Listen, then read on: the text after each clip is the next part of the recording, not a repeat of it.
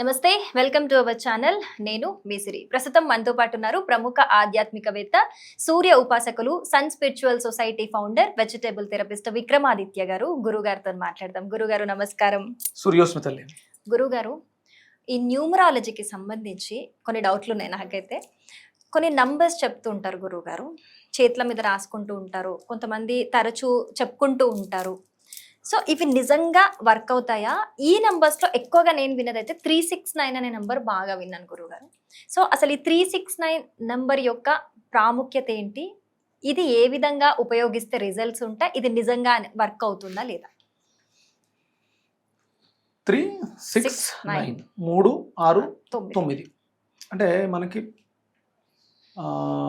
గడియారంలో ముళ్ళును చూపిస్తారా? అంతేనా? స్టాండర్డ్గా కదలకుండా ఉండేటువంటి సంఖ్యలు అవి. అవును. ఇంకేమైనా వస్తున్నాయి చూడండి. 369 ఇక్కడ 12 వస్తుంది కదా. 12 3 3 12 3 3 6 6 9 9 12 కూడితే మళ్ళీ 3 12 1 + 2 3 3 6 9. ఓకే. అంటే ఏదో ఉంది, మిరాకిల్ ఉంది. అద్భుతం అది.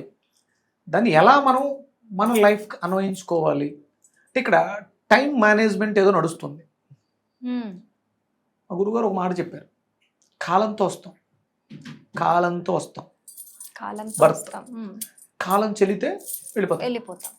కాలం చెల్లింది వెళ్ళిపోయాడు, కాలం తీరింది కాలం చేశాడు, కాలం చేశాడు, కాలంతో వచ్చాం, కాలంతో తీరిపోతే వెళ్ళిపోతాం. అంటే ఈ కాలం అనేది ఏదో చేస్తుంది.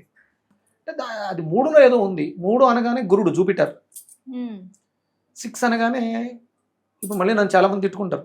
వేదిక్ దాంట్లో 6ని శుక్రుడిగా చూస్తారు, 9ని కుజుడిగా చూస్తారు నార్మల్ వెస్ట్రన్ న్యూమరాలజీలో.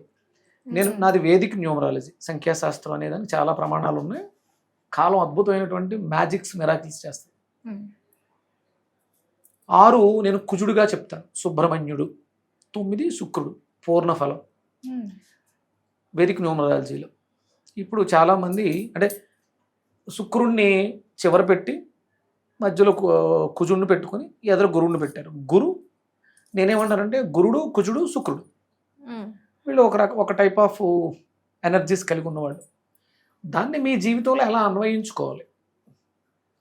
3 బ్రాహ్మీ ముహూర్తంలో నిద్రలేచి సూర్యోదయ సమయం 6 మినిమం, 6కు అటు ఇటు 6, ఒక్కొక్కసారి టైమింగ్ అటు ఇటు మారుతుంది. మన జీవితంలో షణ్మతాలని 6 మతాలు ఉన్నాయి. అంటే సూర్యుడు, శివుడు, విష్ణువు, పార్వతీదేవి, గణపతి, సుబ్రహ్మణ్యుడు, షణ్మతాలు. వీళ్ళని షణ్మతాలని ఆచరిస్తూ సుఖప్రదమైనటువంటి జీవితాన్ని, అంటే మనం 9 గంటల ప్యాకప్, అన్ని పనులు క్లియర్ చేసుకుని ప్యాకప్ చేసి సిస్టమేటిక్గా 3 గంటలకు లేవాలి, 9 గంటలకు పడుకోవాలి, మధ్యాహ్నం 12 గంటలకు భోజనం చేయాలి. ఒక సిస్టమేటిక్ లైఫ్లో ఉన్న వాళ్ళకి ఇది చాలా అద్భుతమైనటువంటి రిజల్ట్స్ ఇస్తుంది. చేతి మీద రాసేసుకుంటే, పేపర్లు రాసేసుకుంటే, పుస్తకాలు దిండ్ల కింద పెట్టేసుకుంటే 369 పనిచేస్తుంది అనుకుంటే పొరపాటు. దాంట్లో ఏదో నిగూఢం ఏంటంటే ఆయన టెస్లా 369, నికోలాస్ టెస్లా, ఆయన తను తీసుకునే రూము 3, 6, 9 ఉండేలా చూసుకునేవాడు. ఏదైనా హోటల్లో ఉంటే ఆ హోటల్ చుట్టూ 3 సార్లు ప్రదక్షిణ చేసేవాడు. 3 సార్లు ప్రదక్షిణ అంటే అవి రాశారు. ఆయన చూసినాడు ఎవడు లేడు. నికోలస్ టెస్లా అనే ఆయన 369 ఫార్ములా చెప్పాడు. 369 ఫార్ములా ఉంది, దాన్ని నేను ఎన్క్రిప్ట్ చేసుకున్నాను. దాన్ని మనం మన లైఫ్కి అటాచ్ చేసుకోవాలి. చేతి మీద 3, 6, 9 అని రాసుకుంటే రీఫిల్లో ఇంక్ అయిపోద్ది, చేయి ఖరాబ్ అవుతుంది, మళ్ళీ సపరేట్ తొంగుకోవాలి, అంతే. అంతకు మించి ఇంకేమైపోతుంది. అలా అని సారీ ఇలా కాదు, పచ్చబొట్టు పొడిపించేసుకుంటే నీ రక్తంలోకి వెళ్ళదు. నీ రక్తాన్ని మార్చాలి. మన బాడీలో అద్భుతమైనటువంటి DNA ప్యాటర్న్స్ ఉంటాయి, దాని మీద వర్క్ చేయాలి. అది నువ్వు సాధన చేస్తేనే వస్తుంది తప్ప తెల్లవారుజామున కూర్చుని 3, 6, 9 3, 6, 9 3, 6, 9 అంటే ఏమీ ఫలితం లేదు. దాన్ని సిస్టమేటిక్ లైఫ్లో 3 గంటలకు లేవడం, 9 గంటలకు పడుకోవడం, మధ్యలో అంటే 12 ఈవెంట్స్ అన్నీ కూడా చాలా స్పెసిఫిక్గా ఉండాలి. 3, 6, ఉదయం 9, మళ్ళీ అక్కడ నుంచి మళ్ళీ మీరు కాలిక్యులేట్ చేసుకుంటే 12 3, 6, 9 12 అంటే 3 మళ్ళీ ఇంకలే 12, 6, 9 ఇలా మనం దాన్ని ఒక సిస్టమేటిక్ అంటే మన జ్యోతిష్ శాస్త్రంలో జాతక చక్రం కాలపురుష చక్రంలో 6వ ఇల్లు దైనందిన జీవితం రొటీన్ లైఫ్ గురించి చెప్తూ ఉంటుంది.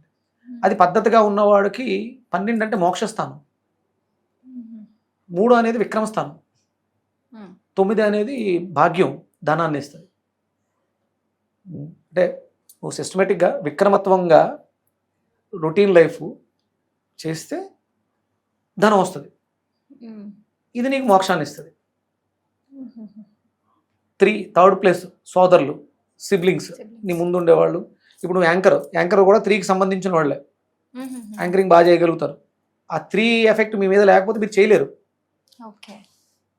దాన్ని ఒక సిస్టమేటిక్ పద్ధతిగా చేస్తే మీకు డబ్బులు వస్తాయి. మీరు పొద్దుటే లేచారు, యాంకరింగ్ బాగా వచ్చింది, మీరు టైంకి రావట్లేదు. 6 అంటే ఏంటంటే మనం డైలీ రొటీన్ చేసే పనులు సిస్టమేటిక్గా లేవు. నువ్వు గంట లేటుగా వస్తున్నావు, గంట ముందు వస్తే తలుపులు షట్టర్లు తీయరు, గంట లేటుగా వస్తే బాస్ తిడతాడు, అప్పుడు నీకు జీతం కట్ అవుతుంది. అందుకని టైంకి రావాలి, సిబ్లింగ్స్ అందరినీ సోదరభావంతో చూడాలి, అప్పుడు భాగ్యం వస్తుంది. 9 అది ఇస్తుంది. అంటే పుణ్యం చేయి, పనే దైవంగా భావించు, అప్పుడు డబ్బులు వస్తాయి. 3, 6, 9 అలా అన్వయించుకోవాలి తప్ప పేపర్ల మీద రాసినంత మాత్రాన నో యూస్. అది మీ జీవితానికి ఎలా అంటే నాకు అర్థమైంది, ఇది 100% నిజమని నేను చెప్పను, నేను దీన్ని పాటిస్తున్నాను, నేను బాగున్నాను. నేను 369 మీద రెడ్ టీవీలో స్టార్టింగ్లో ఎప్పుడో చెప్పా, అప్పుడు నేను ప్రాక్టీస్ స్టార్టింగ్లో ఉన్నాను. అప్పటికిప్పటికీ నాలో చాలా మెచ్యూరిటీ ఉంది. నేను వేదం నేర్చుకుంటున్నాను, వేద ప్రమాణంగా మాట్లాడతాను. నేను మాట్లాడాను అంటే అది వేదానికి ఇది 100% కరెక్ట్ అన్నట్టు ఉంటేనే దాని గురించి నేను మాట్లాడాలి. సంఖ్యాశాస్త్రం అనేది ఉంది, కాలం నడిపిస్తుంది, కాలం నడుస్తుంది. కానీ ఇలా కాదు, పేపర్ల మీద రాయటం, చేతుల మీద రాసుకోవడం అయితే 100% కాదు. దానికి ఇంకోటి ఏదో చెప్తుంది, మీరే వెతకండి, మీకే తోస్తుంది. ఇది నాకు తోచింది, నేను నచ్చిన వాళ్ళు దాన్ని పాటించండి, రిజల్ట్స్ రావచ్చు. లేదా మీకు ఇంకొంచెం కొత్తగా ఆలోచించండి, మీకు తెలిసిన విషయాలు ఏమైనా ఉంటే కామెంట్ రూపంలో చెప్పండి. దాని నిజంగా దాని గురించి ఆలోచించి బాగుంటే దాని గురించి మాట్లాడదాం. నాకు అనిపించింది, నేను పెట్రోల్ బంక్కి వెళ్తే 369 కొట్టిస్తా. కొన్ని ఈవెంట్లో నాకు తెలియకుండానే 369 బిల్లు వస్తుంటుంది.